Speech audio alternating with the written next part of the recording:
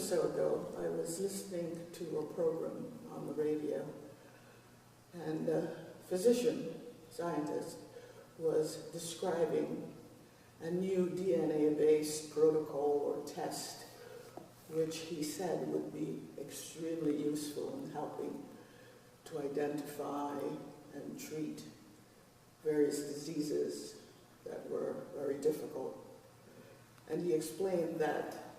for the time being, the test would have to be limited because of its great expense. The protocol would have to be limited to very, very serious cases,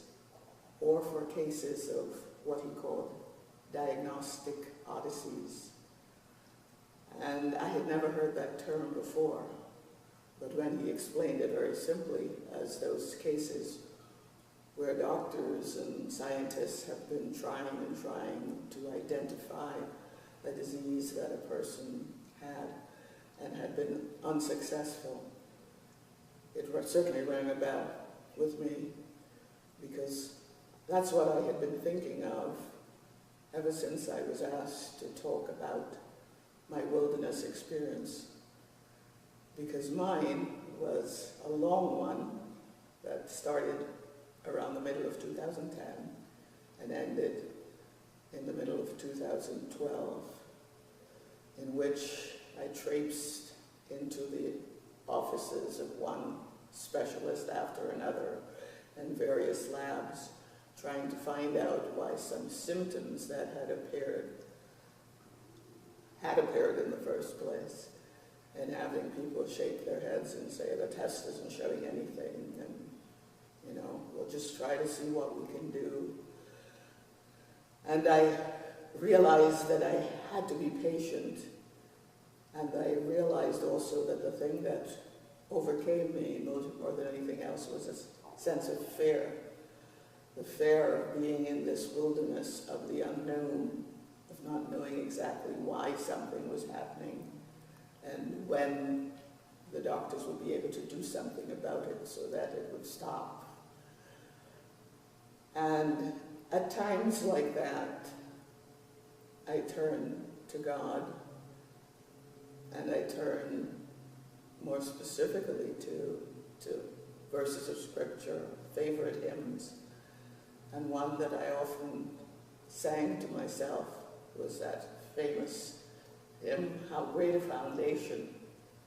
which we sang just a few weeks ago at St. Dunstan's, in which we assure ourselves that God will never, no never forsake us. And as one of the verses says, don't be afraid, because I am with you, and I will be your aid. And I realized that God was aiding me, and even though I was still a little bit afraid, he was aiding me through the doctors, especially the one who never gave up and who called me in July of 2012 and told me, Mrs. Bowling, I think I've got the answer. He was aiding me by giving me the comfort and the company of my brother, for example, my sister-in-law and my son, who went back and forth with me to some of these interminable visits to doctors and other places. He was aiding me through the care that I got from my priest, Tricia,